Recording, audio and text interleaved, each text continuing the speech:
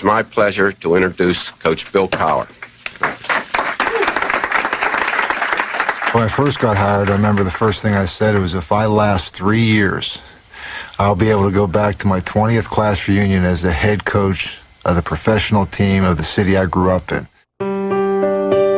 Bill Cowher grew up 10 minutes from Pittsburgh's Three Rivers Stadium. He watched Chuck Noll's Steelers win 4 Super Bowl titles in the 70s. And in 1992, Cowher took over for the Hall of Fame coach. You know, I just wanted to survive, more or less. I think the fear of failure was probably more motivating than worrying about who I was succeeding or what was ahead of me. The only thing that's relevant is that we get this football team to winning football games and giving ourselves an opportunity to win a championship. Cowher was an instant success. He became an icon in his hometown. Over the next 15 years, he was the face and the voice of the Steelers. I'll tell you what, when you put your minds to it, there isn't anybody in this league who can beat you. Don't worry about anything outside of this room. It's nothing about those guys outside of this room. It's the team that we have in here. There's a lot of guts in here, man. That was a gutsy effort and a lot of heart in this football team. None of Cowher's players had more heart than Jerome Bettis. The running back came to the Steelers in 1996. Over the next decade, he became one of the NFL's all-time leading rushers and was as beloved in Pittsburgh as his head coach. The bus goes 43 Express. You know what? We're going to keep your ass here for a while, too. Hey, I got to. You got to keep me. I want to retire here, Coach. I want you to retire. Yeah. You know what? This is your city. Oh, man, no doubt. You know what? You're my guy. You know, I know how baseball managers feel when they go to the mound and they know they're handed to a guy that you know, we just won ourselves another game because I know that you're going to close this. He was our closer. They give us to the bus. He breaks the tackle. He's at the 5, 4, 3, 2, 1. Touchdown. Game over. Jerome Bettis. The Steelers played throwback football in a town that refused to let go of the past. In my career there, we brought out the old teams 2 or 3 times to the games and had farewells for them.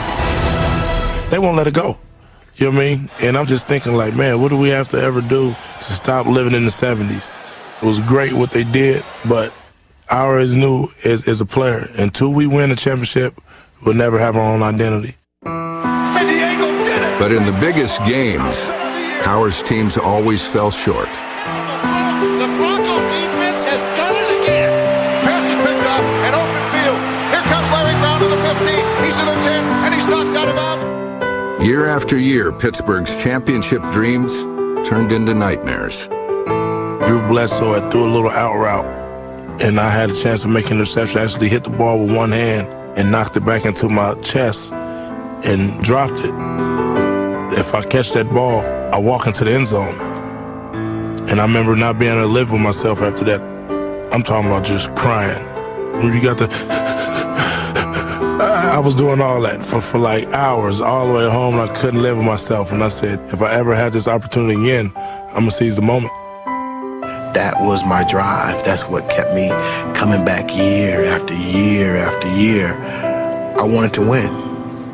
As close as we had gotten so many times, I think I became more obsessed with that and the support that I was able to receive down through the losing years. We'll see in the locker room, okay? Sometimes you win, sometimes you lose. By 2004, Cowher had coached a dozen seasons, and he and his wife Kay had raised 3 daughters in his hometown. 2004 would be his best regular season yet.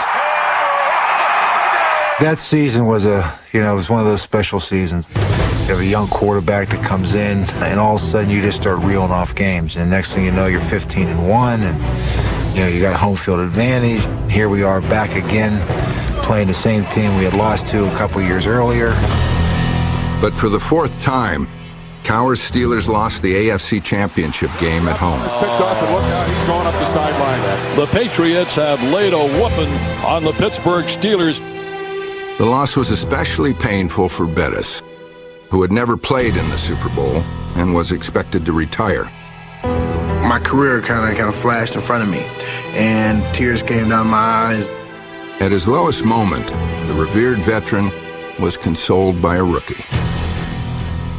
And Ben tells me that, he was so sorry that we lost and give him one more year and he would get me to the Super Bowl. And I'm saying to myself, yeah, okay, it's a rookie. He's being emotional now. The next day was even more emotional when Bettis addressed the team. I just wanted to thank everybody, and it wasn't a dry in there, including myself. I mean, I was balling. I remember just the whole room just started crying like it was a funeral. Did he tell you that this may be his last go-around? No, I mean, he didn't say it, but I mean, you put it all on the line, and I mean, it's just disappointing I wanted to win more for him more than anything, because he deserves to be a champion. The next season, Super Bowl 40 would be played in Detroit, Bettis' hometown. These guys go to the Super Bowl, and it's in Detroit, and I'm not there. I would kill myself. This would be a story that would be written forever if we could end the story like it's supposed to be ended. All that being said, I decided to come back and give it one more shot, and let's see what happens.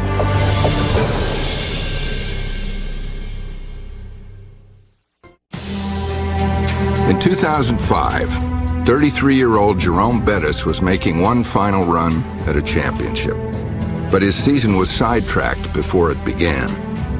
Preseason game in Washington, I just took a step and it felt like I got hit with a bat in the back of my leg. And I'm saying to myself, you know what? Your days are numbered. The calf injury sidelined Bettis for the first month of the season. With veteran Deuce Staley also injured, the opening day starter was a second-year back named Willie Parker.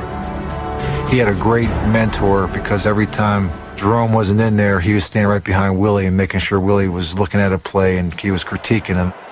Right before the game, he kind of pulled me to the side, told me, hey, keep an eye on me, stay with me. And that was the only part where I was like, okay, relax, I got you. Hey, you just play and breathe, man. Just breathe. Just nice and relaxed. Willie was a guy, if you ever watched him in the preseason, he wouldn't breathe when he ran. And I said, you got to start breathing because, I mean, you can't have him hyperventilating. He's the only back we had. In his first career start, the undrafted Parker rushed for 161 yards. He would remain the starter for the rest of the season. Willie, you all right? You better get your win. Are you breathing while you're out there? Yeah, I'm breathing. As long as you're breathing, you're okay. Just don't be hyperventilating on me. Gotcha, man. Parker and second-year quarterback Ben Roethlisberger were now two of the main weapons in Pittsburgh's offense. Behind their young stars, the Steelers began the season 3-1. But in a Monday night win at San Diego, Roethlisberger suffered what appeared to be a serious knee injury. You think like, come on, Ben, not now. Not right when we're about to go on a run. You can't be hurt. The young quarterback would miss 4 of the next 6 games. In Week 6, Tommy Maddox replaced Roethlisberger and endured a nightmarish afternoon against Jacksonville. Maddox goes to the near sideline. It's intercepted. And the Bluebirds are out at Heinz Field. In overtime, the Steelers were in field goal range, and a now healthy Bettis was ready to resume his role as closer. This is the time when they call on me to go in and kind of close and seal the deal. But they don't put me in. And I'm upset because I'm saying to myself, this is the reason that I'm here. And if you're not going to put me in at this point, then what's the reason in even having me? The first play, they give it to Willie and he fumbles it. He recovers it.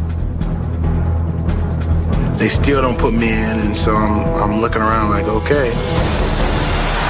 Oh, he lost the ball himself. It's on the field. The Jaguars have recovered it. Oh, Tommy Maddox just lost the handle on the ball. On the Steelers' next possession, they lost the game. Throws the pass, intercepted going the other way. And the game is over. we lost a game that we should have won, I am irate. At mid-season, the Steelers were 5-2, but filled with uncertainty and facing 3 more weeks without their starting quarterback. We knew we needed Ben in order to win. And with him being down, we knew we were in trouble.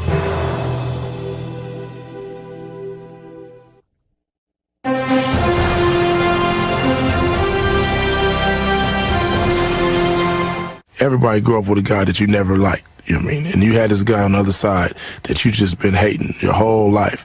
And you have an opportunity to hit this dude. He don't see you coming. And you get to really get him. You know what I mean? You've been waiting to get him. This is just, it'll make your day if you just catch him this one time. That's how I like it to be when I'm playing football. I just want to be the same guy every time, the villain. The best bad guy you ever knew. Best bad guy they ever knew. Few players have relished the role of villain like Joey Porter. You can't go out there and play a football game where you're happy about playing them and you want to be buddy-buddy. And if you're buddy-buddy on the football field, you're never going to give your best. I don't care what you do when it's over. When you go that turnpike, you're going home losing. I don't know who gets upset about that. I don't know who made it seem like this bad sportsmanship. To tell the truth, the truth about Porter is surprising. Joey Porter is a good guy.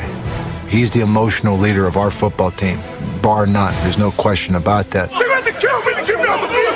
And I know if we win this game, we're right back where we want to be. All right. We ride. We ride. 1, 2, 3. He loves the game. You can compare these other guys to me and say, I like him because he doesn't talk and Joey talks too much.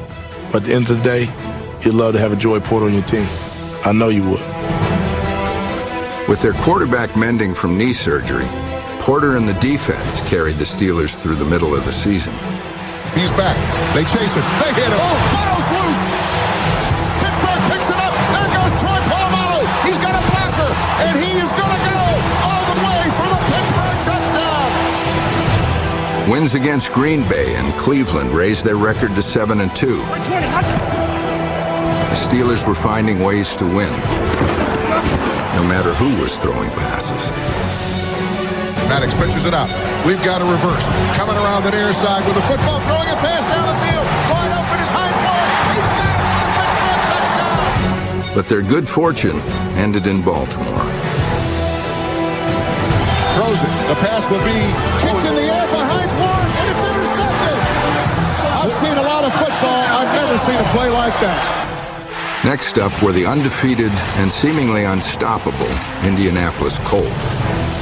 Manning on 1st and 10 from his own 20. The Steelers were no match for Peyton Manning's high-flying offense. He's got it to 40, 30, 20, cuts inside, 10, 5, touchdown, 80 yards.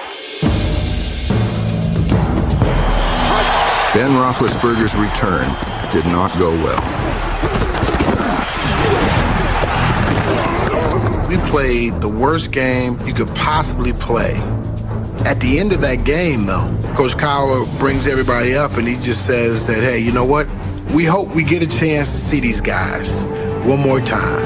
If we do, it'll be a different story. A rematch was no sure thing. A week later, the upstart Bengals came to Pittsburgh, and with the AFC North Division title at stake, the Steelers could not stop the Cincinnati offense.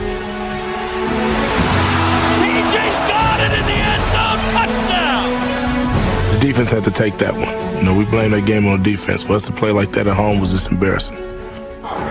Even more embarrassing was watching their division rivals celebrate at Heinz Field.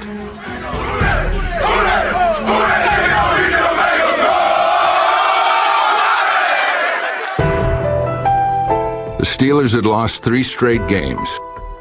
At 7-5, their season was suddenly in jeopardy. Nobody thought that this was possible. So nobody really thought about what happened if we lose this game. Personally, I'm saying to myself, I can't believe I came back for this. December in Pittsburgh. Cold, harsh, and stark. Just like the reality facing the 7-5 Steelers. We can't afford to lose another game, and we got the best defense in football on their way in town. This is not good. After 3 straight losses, Bill Cowher spent the week rebuilding his team's psyche. I remember it like yesterday. We having our first meeting.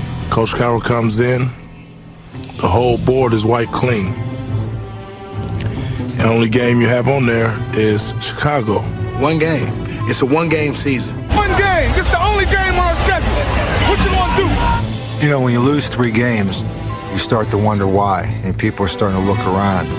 But I didn't want them looking around at other players. I wanted them to look at themselves. And he says, I want everyone to grade themselves in the Cincinnati game. I want every single guy to write down plus or minus for every play that you're in. I've never seen him this late in the season call people out like this. But it's what we needed. It's exactly what we needed.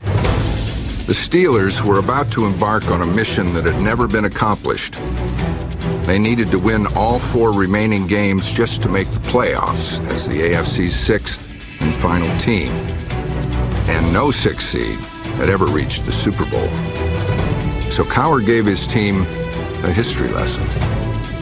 You know, if Christopher Columbus, if he was out there and listened to all these people say, the world's flat, if you go, you're just going to drop off. Don't do it. Well, if you listen to what people tell you all the time, then he would never have done that. He's not the smartest guy as far as when it comes to history and stuff like that. He totally crushed Christopher Columbus' whole story. No, my history is fine. I mean, it's just we had some history, majors in the room. Everybody started laughing. He was like, well, you know what I mean. And yes, I said that he came to America, and Troy said, no, Coach, it was the West Indies that he discovered. And I said, whoa, listen to my story. I'm not worrying about where he landed, but the fact is he trusted it. People may tell us not to do this, that we can't do this, but we can do it. He did it. Every improbable journey begins somewhere, and the Pittsburgh Steelers had the perfect means of transportation for the start of theirs. Field got ugly, so by the second half, Coach Cowher said, hey, I need you to go in there and pound away, and I'm a mutter. When I looked back at him and I say, Jerome, it's time, he knew it was time for, you're going to get the ball. Ride the bus. Ride him. The bus is loose. He's on the run. Oh, he got tripped. He's still there. 50, 40. He's at the Bears' 35-yard line. What I say? Run the bus. You got his snow tires on. Old-fashioned Jerome Bettis type football. I mean, straight ahead at you, running you over. That's Jerome Bettis. The final 100-yard game of Jerome Bettis' career carried the Steelers to victory.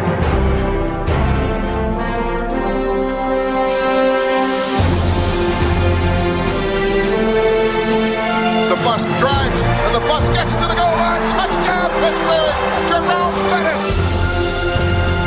I think the team really rallied, and we felt that we were on to something after that game. I'm telling you right now, your best is good enough. Roethlisberger out of the shotgun, steps up, he's rolling out to the left, and he runs away from Pat Williams. Touchdown! He's going to throw it. Blitz again, and he's hit. The ball's loose. Joey Porter's 3 sacks in Cleveland led the Steelers to their 3rd straight win. Bettis' 3 touchdowns in his final home game made it 4 in a row. The bus has the trifecta, and the place goes crazy. Fans kept chanting, one more year, one more year. The Steelers were happy to have him for one more game. They had clinched the 6th seed in the AFC playoffs. It was time to pay back all the teams that beat us. First rematch game was Cincinnati.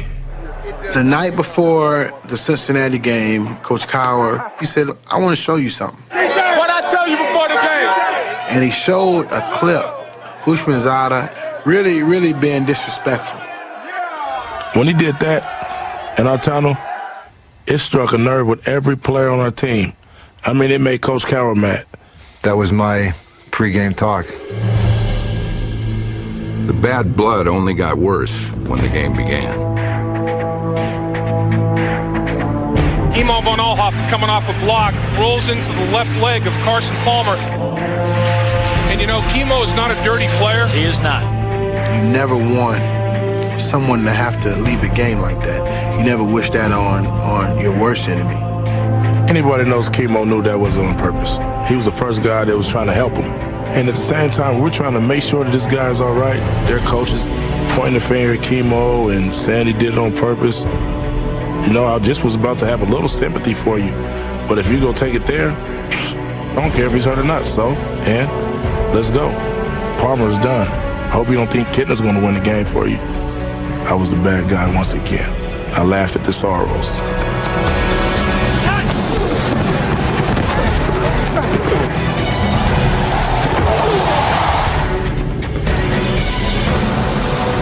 After falling behind 17-7, the Steelers scored 24 straight points and turned the grudge match into a laugher.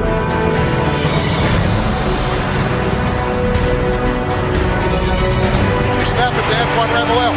He's going to throw it back to Ben.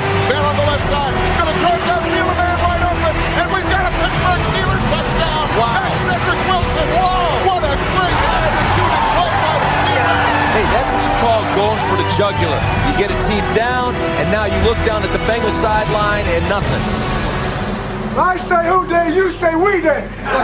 Who day? We day. Who day? We day. Who day? We day. Who they think gonna beat them Bengals? 7 weeks after being humiliated by the Colts, the Steelers returned to face the Super Bowl favorites again. And we might have lost a physical battle that day when we played them the first time, but we didn't really feel like they was the most physical team. So I'm going to tell you how I really feel. And I'm thinking that's not the thing to be saying. I mean, that's the last thing you want to say to them. But he did, and we had to live with it. Hey, I said, all right, guys, don't say anything. I said, Ben was great on Wednesday, and then they got the paper Thursday. Chili. I mean, chili. Like, why? But me saying that, I'm not only challenging their team, I'm challenging our team to come and step up and have my back with me. I knew we would smash them. The Steelers didn't exactly smash the Colts. The turn of the give, not play action fake, and floating the pass down the field for Heath Miller. He's got it. They beat them at their own game. Here's the shotgun snap. Ben with time fires it. It is caught. First down, still on his feet. Hines Ward. Pittsburgh came out throwing and stunned the Colts with 2 first-quarter touchdowns.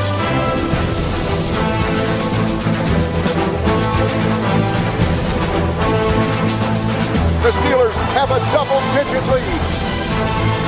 For 3.5 quarters, they controlled the game.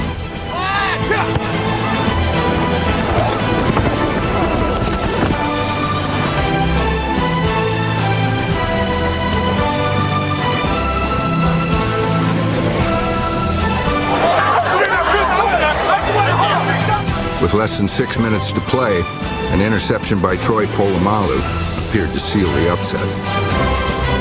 And he fires a pass. Intercepted and dropped by Troy Polamalu, but he had it. And then he fumbled it, and then he recovered. And I do believe, yes, the Pittsburgh Steelers have the football. But what looked like the end was far from it. The Colts challenged the play, setting in motion one of the wildest finishes in NFL history. I had a sense that this was going to get overruled. That's why I tried to kind of pull everybody in. That's just play. No matter what happens, regardless of what happens, we move on and we play. You got it? Just play. After reviewing the play, the defender caught the ball, lost it prior to getting his knee off the ground. Therefore, it is an incomplete pass. He overruled it. I do not believe this. I couldn't believe it. I said, they're going to cheat on national TV in front of everybody. The Colts scored 4 plays later and added a 2-point conversion. And final minutes, the Colts got the ball back deep in their own territory with a chance to win the game. I'm so mad that I can't even talk. You got to picture me on the film, mouth just shut. I just could not wait to the next play. Here comes Joey Porter, and Joey levels it. That's what I'm talking about. Near the 12-yard line. It's fourth down, and this is the ball game, fellas. Got to go after it. Here's the blitz. Joey Porter gets it. Yeah, down he that's goes. The game, baby. And the ball game is Pittsburgh. We are off to Denver. Joey Porter's back-to-back sacks again appeared to ensure a Steelers victory. And I remember yelling, cheat that, cheat that. Rest on the cheat! Cheat that! And right when I thought it was over, it really wasn't. As I walk out on the field, I say to myself, hold on to the ball, score a touchdown. There were 2 outs in the bottom of the 9th, and the closer was in the game. Here's the give to Jerome. He hesitates. Oh, the ball is fumbled. And the Colts pick it up. Look out. Oh, my gosh. Nick Harper has it. He's running. And Big Ben can't go. He tackles him at the 43-yard line. Oh, bleep, bleep, bleep. I get the ball. Now I see the linebacker there, and I tell myself, well, let me try to get skinny. It's funny to say that because I'm not getting too skinny. And that ball popped out and had the perfect bounce. I know that we have goal line people out there. We don't have any speed on the field. And so all of a sudden, next thing I know is I see Ben. Ben knew exactly what he had to do. He took off running backwards first.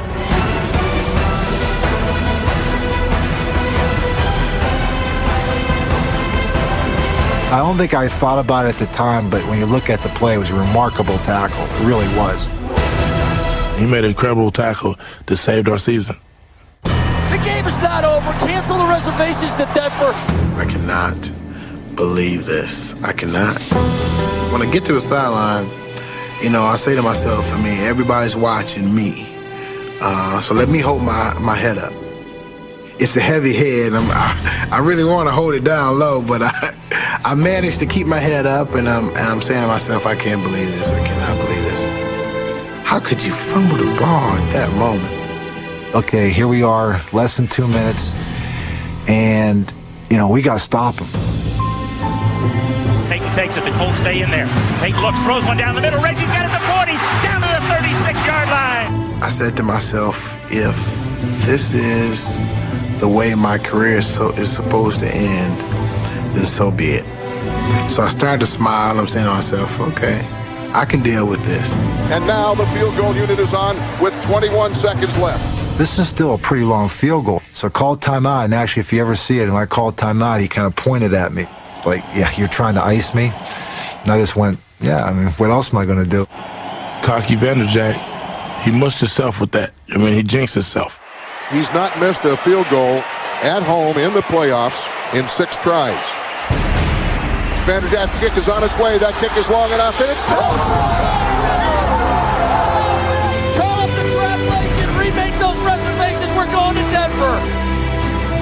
And when he kicked that thing and missed it, you know, it was the longest 6 minutes I've ever experienced. And boy, nobody has got to be happier than Jerome. You know what I'm saying?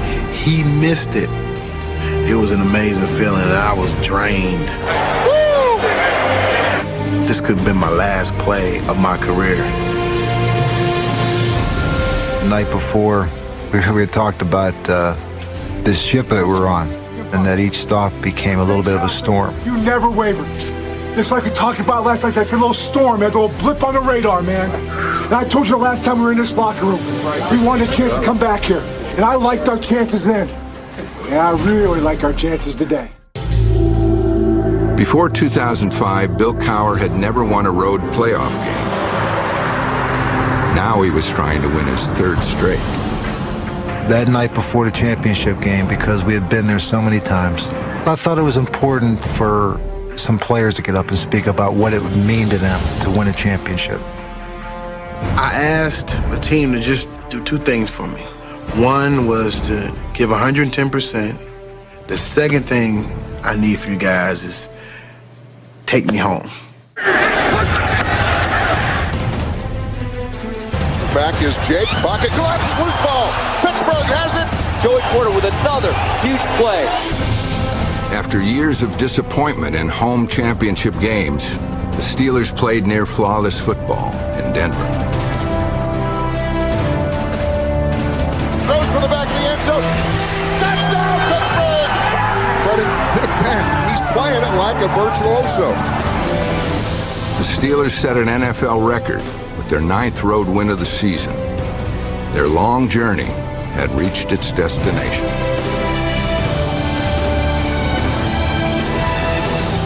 Ben's in for the touchdown, and there's the coup de grace. It was like, I cannot believe this. I'm going to finally play in the Super Bowl.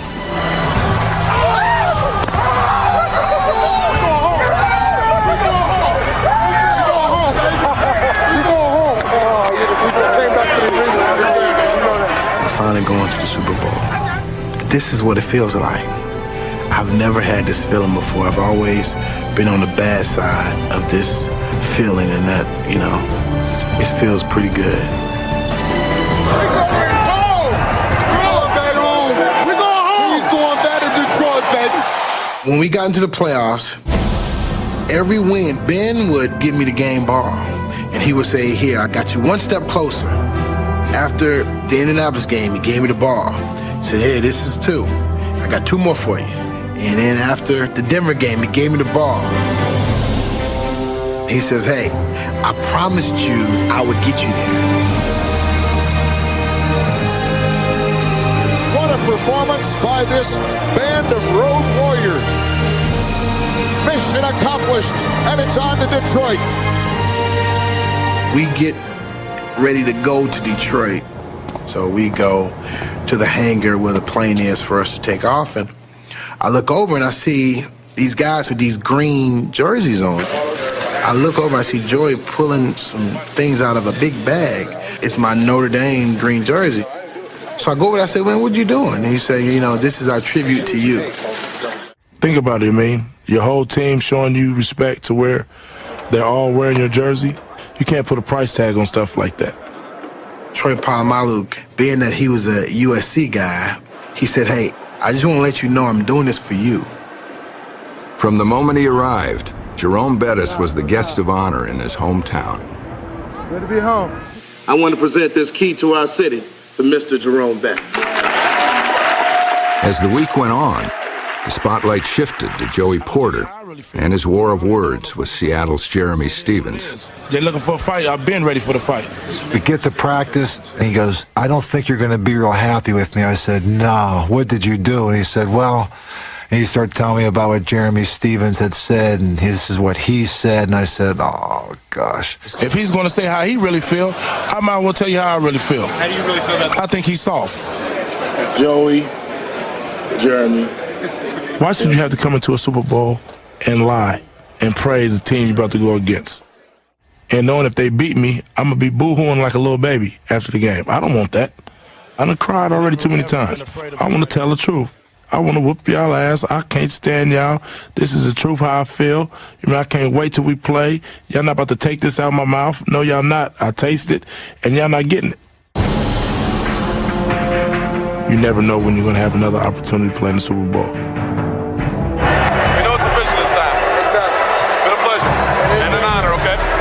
Love you to death. Love you to death, baby. Let's have a big one, okay? Last all one, right. let's go all hey, let's finish up strong.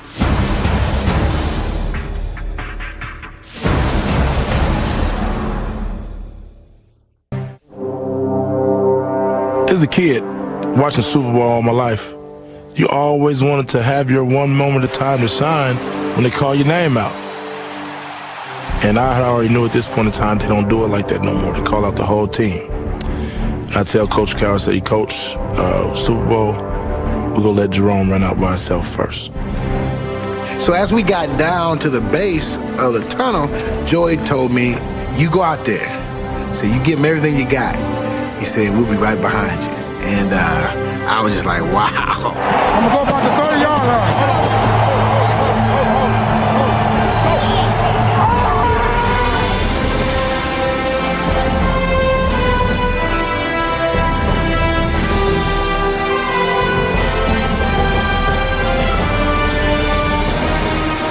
it's a moment that I will never forget.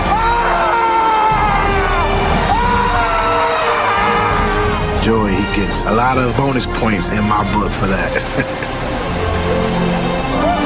This is it! This is it!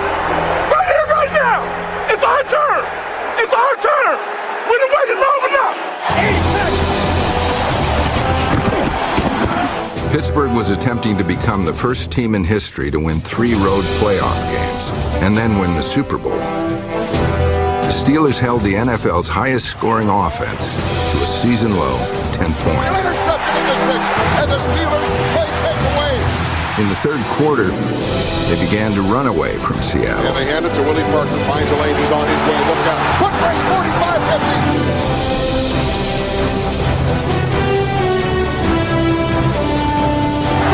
Touchdown! Woo! Willie Parker, a Super Bowl record 75-yard scoring run. In the fourth quarter, the Steelers produced an even bigger play.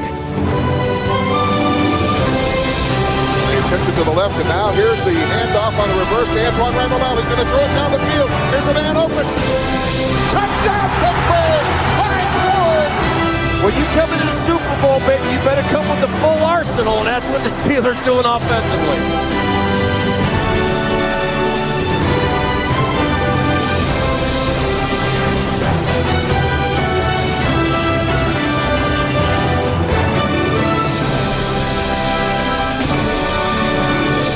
Hell, baby, hey, that's big, baby. That's big, baby. That's big, boy. Protecting a lead in the final minutes, Bill Cowher called on his closer one last time. I don't care how many yards you get, but I want you to hold on to the ball. I will. All right, you promise me? I promise you. I'm not going to go 6 tight.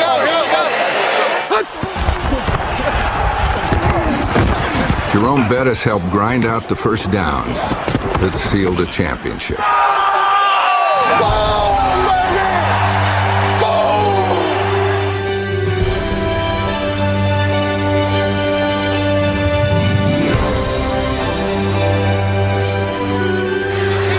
This your last stop? I don't know what it is, man. Yeah. I love working with you, dog. Thank you, man. You made me what I am, which ain't much, but you helped me, dog, and that's on the real. Thank you, man. Appreciate that, Aiden. I love it, buddy. The game is over. The Pittsburgh Steelers did it the hard way.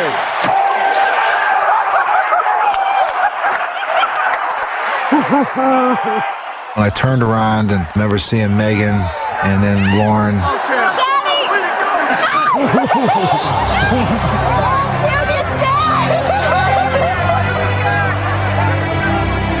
I'll never forget Lauren's word and says, "Daddy, we're world champions," and that was special. And I mean, that's, you know, it's very special, and you know, because those 4 girls, they've been through a lot of loss, and you know, that was a special moment.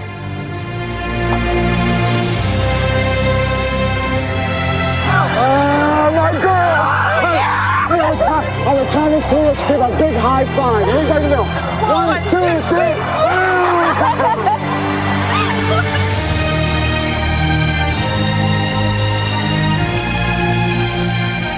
It's like you chase something for so long that it becomes a part of you, is the chase. And I'm not used to catching anything. So it was different. I didn't know how to act. I don't know when it's going to hit me, but it's like surreal right now. I've been waiting a long time to do this. Mr. Rooney, this is yours, man.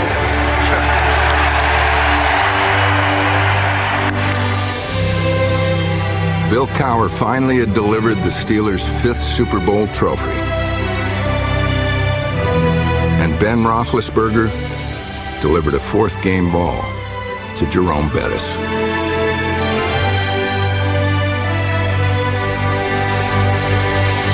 And he told me, here, this is the 4th ball that I promised you. It's yours. I got you 4 of them. This is the last one. I love you. I love you, man. You promised, man. You came through, man. You're a champion, baby. Thank you for everything, Bussy. You hear me? It was special because he came through on a promise that he made a year earlier. I love you, boss. Thank you for everything you've done for me. No problem. I love you. I'm like, oh my goodness, this is crazy. We done won the Super Bowl, man. I love you, boy. I love you. We champs of the world, boy. You hear me?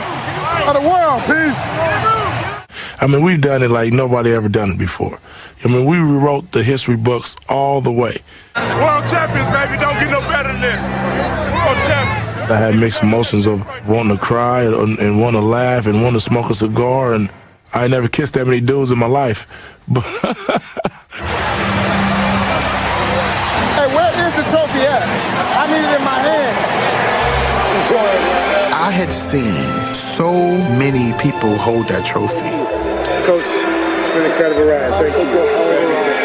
I wanted to know what it felt like, and so to have it in my hand, it's like, oh man.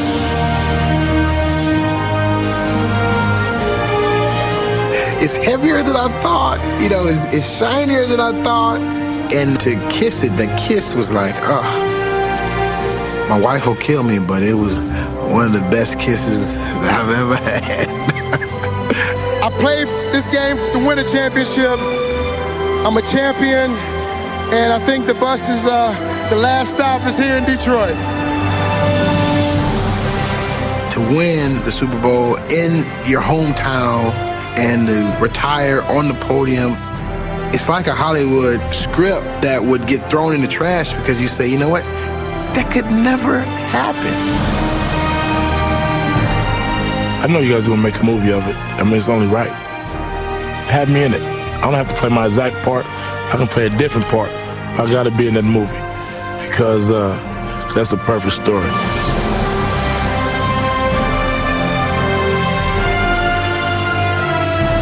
It was a story that was years in the making, but for the Pittsburgh Steelers, one that was worth the wait.